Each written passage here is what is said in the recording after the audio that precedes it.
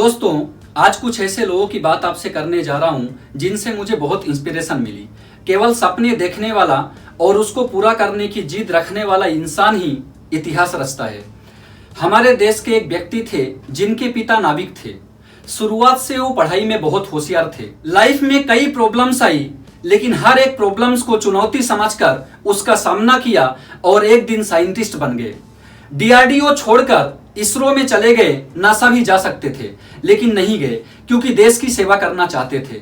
ना जाने कितनी मिसाइलें बनाई और दुनिया को दिखा दिया कि भारत के पास भी साइंस की ताकत है। और इनको मिसाइल मैन के नाम से भी जाना जाता है और वो दूसरा कोई नहीं है बल्कि हमारे देश के भूतपूर्व राष्ट्रपति डॉक्टर एपीजे अब्दुल कलाम जी हैं। एक व्यक्ति थे जो बहुत गरीब थे। पेट्रोल पंप में खड़े होकर लोगों की गाड़ियों में पेट्रोल भरते थे। पेट्रोल भरते समय सोचते थे यदि मैं दूसरे का काम कर रहा हूं तो लोग मेरे यहां भी काम कर सकते हैं यदि इस तरीके का कोई बिजनेस मेरे पास हो। और एक संदेश लिया, कर लो दुनिया मुट्ठी में। और आखिरकार उन्होंने पूरा दुनिया अपने मुट्ठी में कर लिया। हमारे अपने ही देश के business tycoon sir Dhirubhai Ambani ji हैं। किसके बारे में बात करूं, किसके बारे में बात ना करूं? Walt Disney, sister Shivani, Bill Gates, ये सभी लोग हैं जिनसे मुझे सीखने को मिला कि जो आदमी बड़ा सोच सकता है, बड़े सपने देख सकता है, वही बड़ा कुछ कर सकता है। छोटी सोच और पांव की मोच इंसान को ज्यादा दूर नहीं जाने देती है। जी हां दोस्तों, आज मैं आपसे बात करने वाला हूं द पावर ऑफ ड्रीम्स, सपनों की शक्ति के बारे में। सपने, किसे आप सपने मानते हैं या सपने क्या होते हैं? क्या वो जो आप रात को सोते समय देखते हैं? बिस्तर में पड़े पड़े हम सपने देखते हैं कि हम शक्तिमान बन गए। ये सारी दुनिया की प्रॉब्लम्स हम खत्म करते चले जा रहे हैं, लेकिन जब आंख खुलती है तब पता चलता है कि हम रियल में कौन हैं।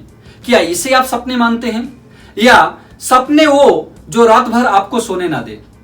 किसे आप मानते हैं? हमारे देश के पूर्व प्रेसिडेंट डॉक्टर एपीजे अब्दुल कलाम जी का कहना है कि सपने वो नहीं होते जो हम सोते समय देखते हैं, बल्कि सपने वो होते हैं जिनकी वजह से हम सो नहीं पाते हैं, जिनकी वजह से हमारी रात की नींद हराम हो जाती है। जिंदगी में कोई भी व्यक्ति जो ऊंचाई पर पहुंचा है, सिर्फ और सिर्फ वहां तक पहुंचने के लिए पहले सपने देखा था।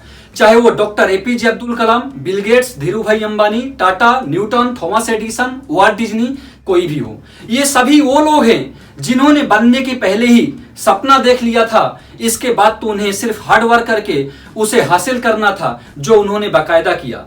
वॉल्ट डिज्नी जी के बारे में मुझे याद आ रहा है, जिन्हें मिकी माउस के नाम से भी जाना जाता है। किताबों में लिखा है कि इनकी सबसे बड़ी विशेषता थी कि ये कोई भी काम को करने से पहले उसकी छवि अपने दिमाग में बना लेते थे और इसके बाद वो अपने सपनों को पाने के लिए पागल जैसे हार्ड वर्क करते थे और आखिरकार उसे हासिल कर लेते थे। उनके सपनों में से एक बहुत खूबसूरत सपना था कि उनका डिज्नीलैंड में एक बहुत खूबसूरत रेस्टोरेंट बनेगा। इवन उस रेस्टोरेंट की ओपनिंग सेरेमनी की डेट भी उन्होंने फाइनल कर ली थी। लेकिन जब वो रेस्टोरेंट का काम चल रहा था, अचानक से 1966 में उनकी लंग कैंसर की वजह से डेथ हो गई।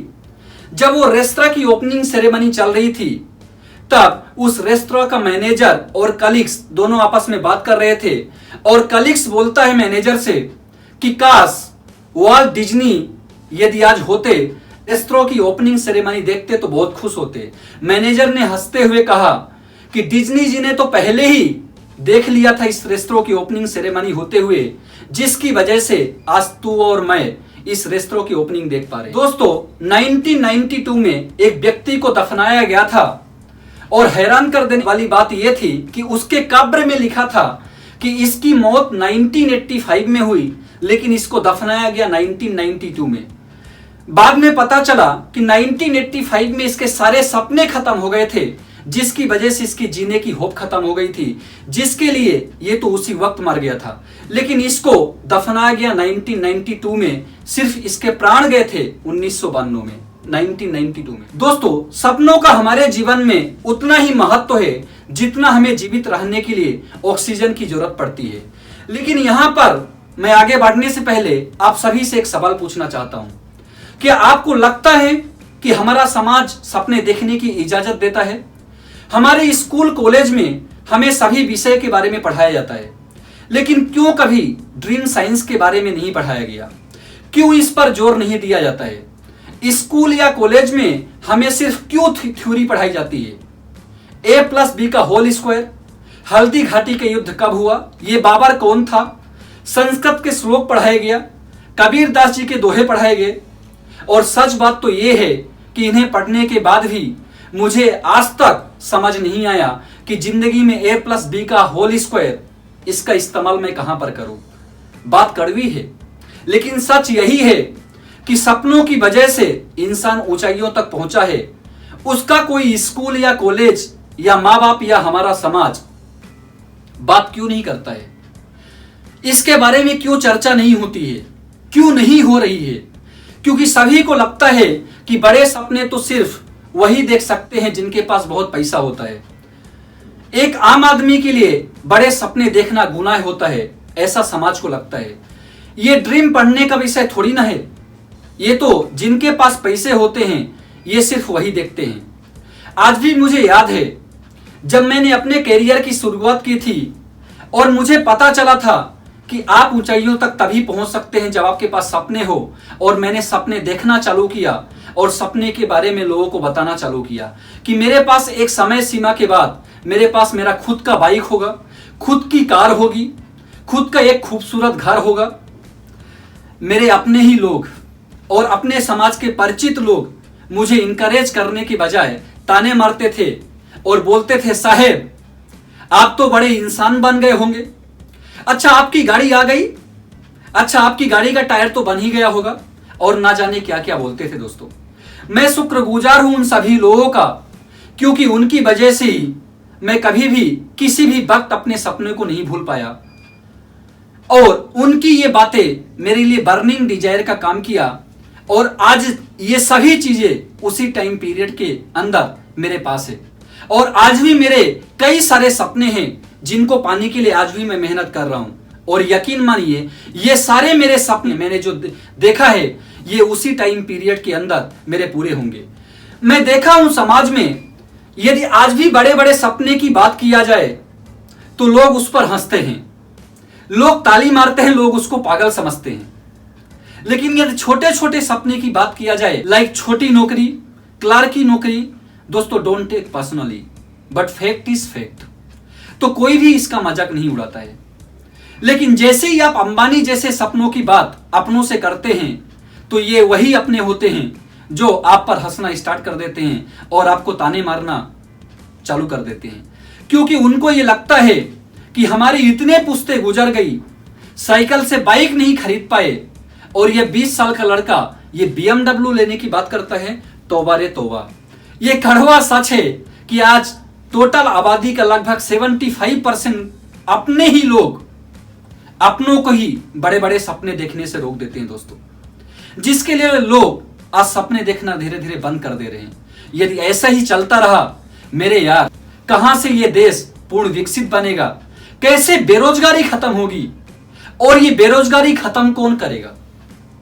यदि सपना नहीं देखेंगे, सपना देखना नहीं सिखाएंगे और लोग सपने देखने की हिम्मत नहीं करेंगे तो आपका और ये देश का विकास कैसे होगा? आपका जन्म आपके परिवार के सिर्फ पुश्तैनी काम को आगे बढ़ाने के लिए नहीं हुआ है। आज मैक्सिमम मेजोरिटी यही कर रही है। दोस्तों, इस सोच से बाहर निकलना आज बहुत जरूरी हो गया है। ऐसे बहुत सारे लोगों को आप जानते हैं जिन्होंने सपने देखने की शुरुआत की और आज वो उन सपनों को हासिल किया। यकीन मानिए ये वही पागल लोग हैं जिन्होंने दुनिया के नक्शे को ही बदल कर रख डाला। सपना यदि बन जाए और उसके ऊपर अडिग हो जाए तो हर वो नागरिक उन महान लोगों की सूची में अपना नाम लिखा सकता है। दोस्तों, यदि बड़ा सपना ना हो तो उसके जीवन में बड़ा करने का कारण भी खत्म हो जाता है। मुझे एक स्टोरी याद आ रही है। दुबई में एक व्यक्ति थे टोक्यो बोल के, जो बहुत कामयाब व्यक्ति थे, जिनके पास सब कुछ था, लाइक खुद का घर, खुद की गाड़ी, पर्सनल जेट, आलीशान बंगलो, क्या नहीं था। बोला जाता है कि चंद अमीरों के सूची में उनका नाम आता था। लेकिन उन्होंने एक प्रोजेक्ट के भीतर सब कुछ जमा पूंजी अपनी लगा दिया जो उनके पास था, ये सोच करके कि इस प्रोजेक्ट में जो मैं इन्वेस्ट कर रहा हूं एक दिन मुझे बहुत मुनाफा होगा। लेकिन बोलते हैं ना, किस्मत बहुत कुत्ती चीज होती है। वो प्रोजेक्ट डूब गया और रातों रात वो रोड पर आ गए, क्योंकि उस प्रोजेक्ट में उन्होंने अपना घर तक गिरवी रख दिया था।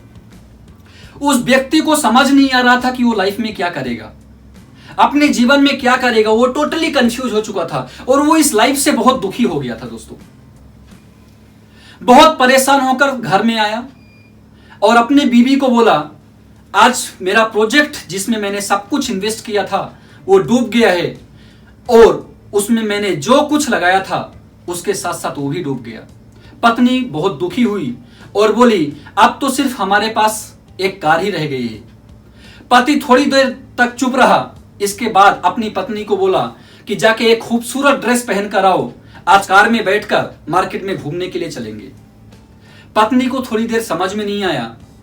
उनको लगा कि शायद इतने बड़ा आघात इनके दिल में पहुंचा है, कहीं पागल तो नहीं हो गए। लेकिन पति ही थे उनके दिल को रखने के लिए। पत्नी बहुत खूबसूरत ड्रेस पहनकर आई और आकर क्या देखती है, उसके हस्बैंड भी बहुत अच्छे सूट बूट पर हैं। दोनों कार में बैठकर मार्केट गए और उस शहर के सबसे बड़ी ज्वेलरी शॉप पर पहुंच गए। उन्होंने अपनी पत्नी को कहा कि आपको जो भी ज्वेलरी पसंद आए वो आप ले लो। पत्नी को कुछ समझ नहीं आ रहा था कि ये चल क्या रहा है। जो व्यक्ति सब कुछ हार चुका है वो आज ज्वेलरी शॉप में आकर बोल रहा है कि जो पसंद आए वो ज्वेलरी खरीद लो। लेकिन क्या करते, पति की बात तो उनको मानना था उनके दिल को रखने के लिए। उन्होंने बहुत 1 घंटे तक ज्वेलरी को देखा, पसंद किया। वो सारी पसंद ज्वेलरी वो अपने पति के पास लेकर पहुंची और उसके पति ने अपने जेब से एक डायरी निकाला और पेन निकाला और अपने पत्नी की पसंद की हुई ज्वेलरी को एक एक करके दाम के साथ उसने नोट डाउन कर लिया। इसके बाद से ज्वेलरी शॉप के बाद एक बहुत अच्छे कपड़े की दुकान पर पहुंच गए और पति ने अपनी पत्नी को बोला कि जो भी चीजें आपको अच्छी लगे वो आप ले लो। पत्नी ने ठीक वैसे ही किया। पति ने फिर से दाम के साथ अच्छी ड्रेस को उस डायरी पर लिख लिया। ऐसे वो शाम तक मार्केट में घूमते रहे जब तक सारी दुकानें बंद नहीं हो गई। इसके बाद वो गाड़ी में बैठकर अपने मोहल्ले पर आए जिस पे वो रहते थे। मोहल्ला बहुत बड़ा था क्योंकि वो अमीर इंसान थे।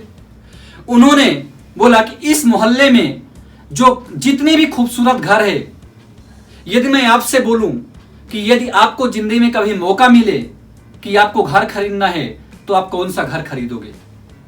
उनकी पत्नी को आंखों में आंसू आ गए।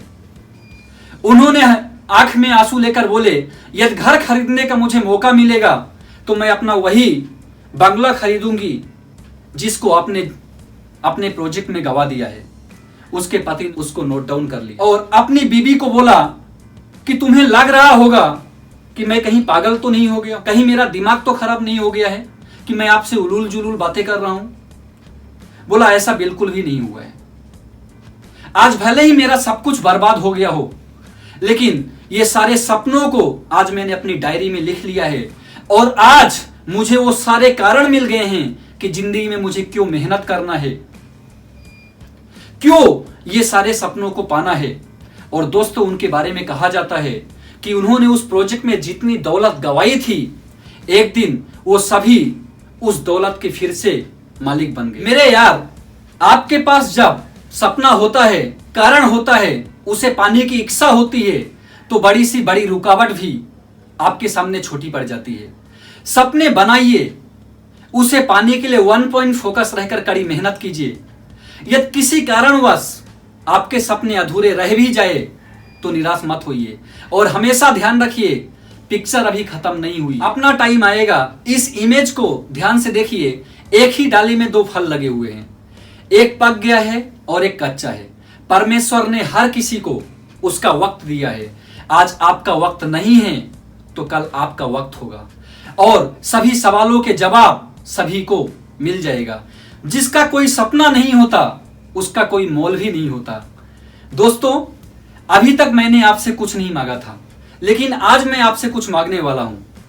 मेरा ये छोटा सा प्रयास यदि आपको पसंद आया हो, आपको मेरी बात में जरा से भी सच्चाई लगती हो, वीडियो को हर एक व्यक्ति तक पहुंचाइए जिसको भी आप जानते हैं।